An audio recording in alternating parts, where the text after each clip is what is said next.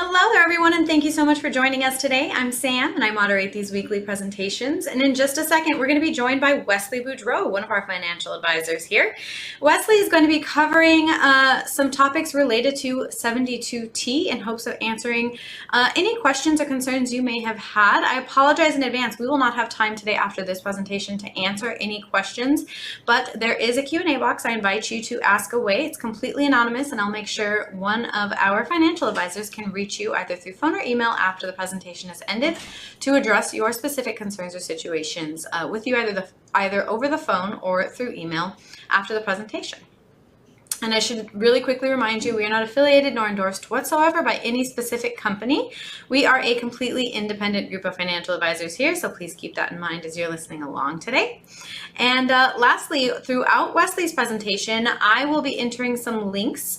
You're going to see them pop up on your screen, and you can click on those links. They're going to guide you to various resources we have available for you, one of which is our calendar link, where you can book an appointment with one of our financial advisors for a complimentary appointment to speak to them directly, to get started on your retirement planning or to get updated on your retirement planning. And secondly, there'll be some links to our YouTube and our LinkedIn, where you can follow us for tons of retirement related content. We post weekly, and we really think you'd get some value out of following us there, so please consider doing so. And with all of that out of the way now, let's get it started with Wesley Boudreau. All right, thank you very much for that introduction, Samantha. And like she said, today we're going to be talking about 72T, which is substantial and equal periodic payments under the IRS Rule 72T, as far as a way to access your IRA or potentially 401k or employer-sponsored plan prior to age 59.5 to get away from the 10% penalty. We'll also touch on other options like age 55 rule and different ways to get at one-time distributions from an account in order to avoid that 10% penalty. But ultimately, we'll dig into different options with the 72T, what it looks like, how to process it, some of the ins and outs of it, and some examples throughout the way as well. Now, again, the retirement group, we work with corporate employees, helping them transition into retirement. So we've worked extensively with clients, helping them process these 72Ts. And I'll talk a little bit about some of the downfalls of these as well. So you got to make sure you are working with a firm that does have experience with this, because if you make mistakes, then it can retroactively penalize you. And we'll get into that a little bit later.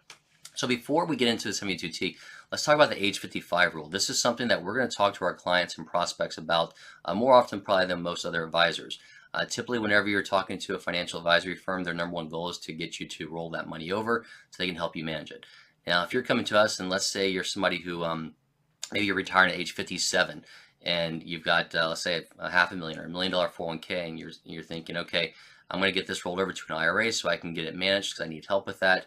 But I do need to tap into before I start collecting Social Security as early as 62, or maybe I'm going to work part-time and not full-time. I need a little bit extra income.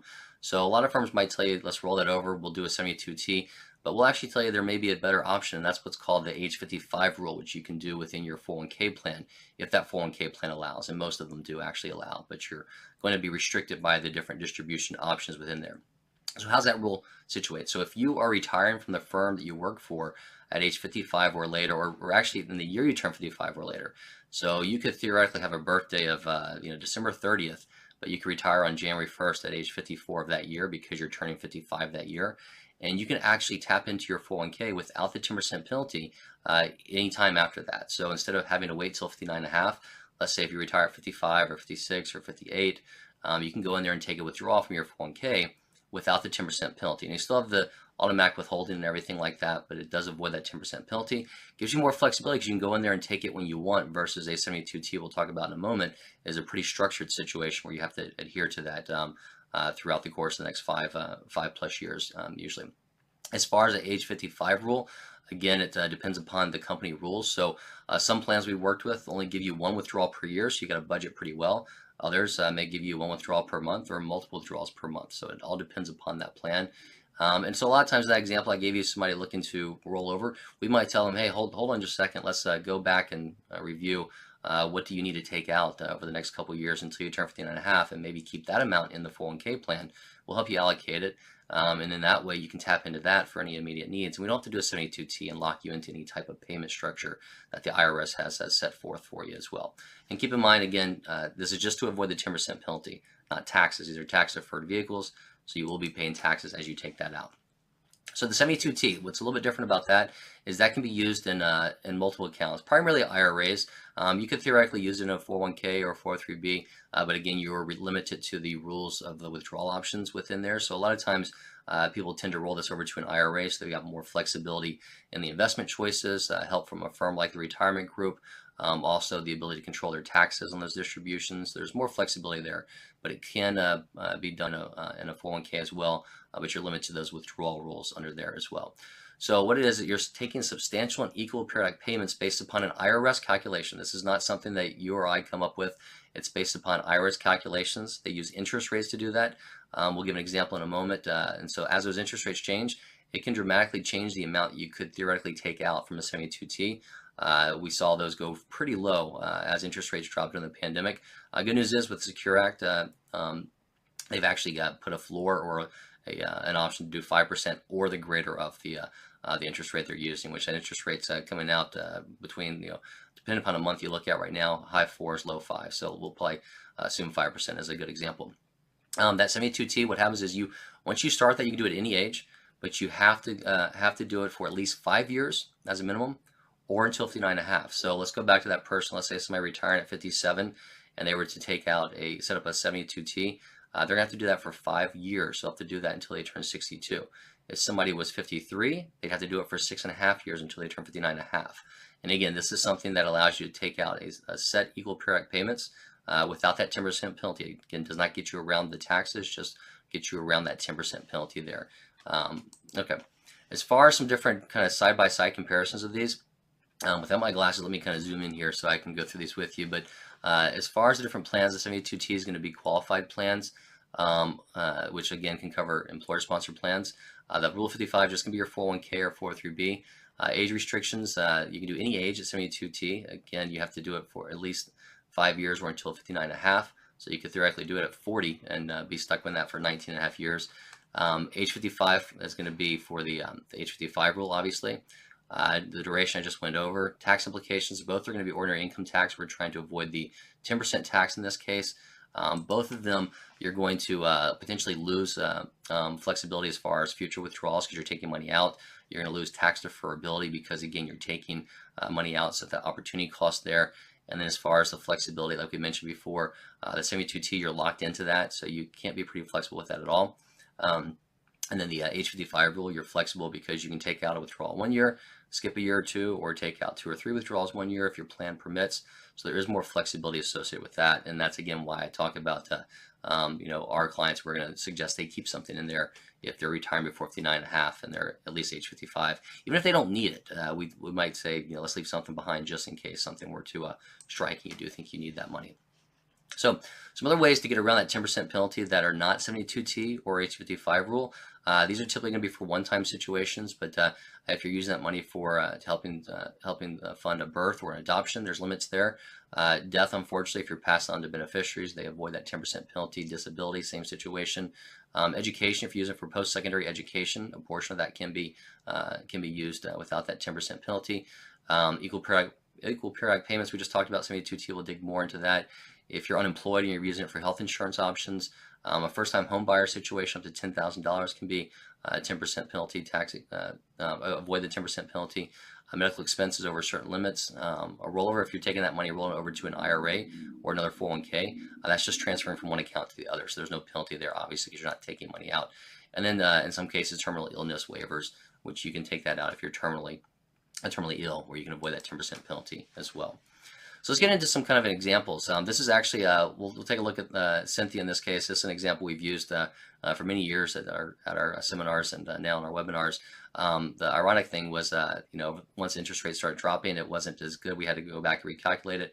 But with interest rates coming back up the last couple of years and then now coming down a little bit, and the ability for the IRS to use that 5% rule, this kind of makes sense again as far as the numbers here in this case. So let's look at Cynthia. She's 52 years old, so again, not 55, doesn't have that age 55 option. She's retiring early. She's got $800,000 in her pension and 401k IRA assets. She does have some other assets that she can tap into if she needs to, but her primary goal is saying, look, I need to get $42,000 from this $800,000 portion of my IRA. How can I do that? And again, if she were to take that out, one by one, year by year with just ad hoc withdrawals, it's going to be penalized 10%. So the best way to do that is at 72T, because again, she's not age 55 in this case. And so the goal here is to try and take that $800,000, set up a 72T, and then actually go through there and get roughly that $42,000 for the next 7.5 years for her situation here. So when we run through that calculation, in this case, this chart we're giving here, we're running, I think, about 4.29% example. So like I mentioned, the rates right now are closer to 5%, so she could probably get closer to about 50 grand or so. But in this case, we're able to look at this and look at it and say, okay, the RMD method, that's always going to be a lower method because it's looking at life expectancy. She's only getting about 23,000 out there. The annuitization or the amortization method, she's getting closer to about $44,000, $45,000. So one of those methods can be used, and she can get that for the next 7.5 years that we mentioned. So she may say, okay, great, let me do that 44 or 45,000, or we might say, well, let's just go ahead and let's look at the numbers and say, well, if we bump this to 5%, we might be able to only put $700,000 in that specific IRA, so only that portion is locked up to get you the 42,000 that you need. So again, it's a calculation method to kind of go through. Again, it's not something we set the numbers on. The IRS set the numbers on these. So again, we can sit down and go through this with you and tell you how we can look at that. And we'll give you a couple examples in a moment of different split strategies and how you may look at those different options as well. So another option for her is, okay, well, let's compare this to how much are we actually saving in taxes for this situation. Let's assume, I think it was about 8% growth rate in this assumption as to what she's going to get over the next 7.5 years, and if she kept that money in there for another 15 years or so, how much does that kind of snowball as far as the tax savings? So in this case, get that $42,000 and change. She would have had to take out about $50,000 or so in order to actually net that, because she's also paying that 10% penalty on top of it. And if I take a closer look at these, her IRA value after about 7.5 years, so excuse me, so 59.5, about $1,028,000 versus $954,000. So again, substantial savings there as far as on the growth. Total taxes about $118,000 versus $173,000, so saving over 50 grand in taxes. And if we let that IRA grow another 15 years, or grow after 15 years, we're talking about 1.76 versus 1.63, so about $130,000 difference on that growth of the IRA in this situation as well. So again, definitely something that we can look at as far as a one-on-one situation to show you what your long-term potential savings and short-term immediate savings are going to be tax-wise there. So let's kind of dig into some different scenarios of putting a 72T in action, what you're going to be looking at as far as a lot of times, hopefully it's a set it, forget it, because you don't want to make a change, because if you do go back in there and make a change, the IRS can come back and retroactively penalize you. So if you were taking out, 30 grand a year, and you took out 30 grand over 2 years and you stopped it, that 60 grand would be a 10% penalty of $6,000. So we'll go through scenario 1, starting and stopping that. So we'll run into that situation. Scenario 2, 3, and 4 are different options where somebody says, hey, I need more money. How can I tap into that? Are we going to look at actually adding a new 72T if they've got other assets, taking a withdrawal from your 401k, or taking a penalty withdrawal and just biting the bullet there? Excuse me. So scenario 1, let's assume for all these we're going to have a small $400,000 balance, and let's assume that we've already done the math, and this person is telling us, look, I need $15,000 a month, for the next 5 years, or until 59.5, because I'm retired, I had a company car, I had to buy a new car, and that's my payment on there. That's all I need. I got my other expenses taken care of. So we run through and maybe we run the calculation, figure out, okay, well, $250,000 of this can be moved into a new IRA, and that's specifically set up with 72T. So you get that $15,000 a month for the next however many years, 5 years, or 59.5. So in this case, the person does this, and after 2 years, maybe for some reason they roll the money, get to a different firm, or they forget to do it, or they just say, hey, I sold the car, I don't need it, or something, and they just stop it. And what happens is, in this case, if they've stopped it, they've taken out $30,000, so the IRS is going to come back and tell them, okay, you agreed to a 72T for $15,000 a year. You've taken out $30,000. You canceled the 72T, so you didn't hold up your end of the bargain. So now we're going to tax you 10% on that $15,000 for 2 years. So $30,000, so a $3,000 tax penalty that person would be paying for making that cancellation, or forgetting as well as another option. So scenario 2, let's assume the same person, they set that up, they got that $15,000 a year for the car payments, and then what they're doing is they're saying, okay, well, gosh, I ran into some issues, inflation is hitting in, I need more money, can we do a second 72T? So we'll go through that. We might say, okay, well, you got another $150,000 left over. we want to use all of that, or do we want to partition off? And they say, no, I just need an extra $6,000 a month, for instance, or something, or maybe $6,000 a year. So we might say, okay, let's take $100,000 of that 150 remaining, set up a new 72T, and now we've still got $50,000 left over as a emergency if you need to tap into that. Now again, we're going through all these different options, but keep in mind, hopefully this is not all of this person's portfolio, because even though you're able to get at it, the problem is you're burning down those assets. So again, it's something to be aware of there as well if we're looking at higher 5% plus withdrawal rates. Now, as far as another scenario, let's assume that person's done their due diligence, and they're working well, and they're keeping that 15,000. They're going to honor that 72T, but God forbid something happens. Maybe you're in an area there's a snowstorm, or maybe a hurricane or something, maybe a car wreck. There's something that's kind of unforeseen, and you've got to take out some money. So in this case, they need $10,000 because of something, and it's just a one-time situation. There's no need to set up a 72T, lock them into something else. So they may say, okay, let me just bite the bullet. Let me take a $10,000 withdrawal, pay the 10% penalty, pay the $1,000, and kind of eat those taxes. And it is what it is. I know I'm still saving on the other accounts, and in the scheme of things, I only had to pay $1,000 on that one distribution. Excuse me, for that 10% penalty. So it's not as big of a deal for them. Another option is, let's say that this person took our advice, and maybe they kept money in their 401k plan, or maybe they actually retired and went back to work. They got bored, and were either able to build up a 401k plan, or maybe we rolled some money from their IRA into the 401k specifically for this option. We've done that before. Excuse me, where we've actually rolled money into a 401k so somebody can take an age 55 rule after they'd already left one company and then went to another and retired from there. So in this case, they may say, okay, well, I'm going to keep that 15,000 because I want to go ahead and again keep getting that paid out.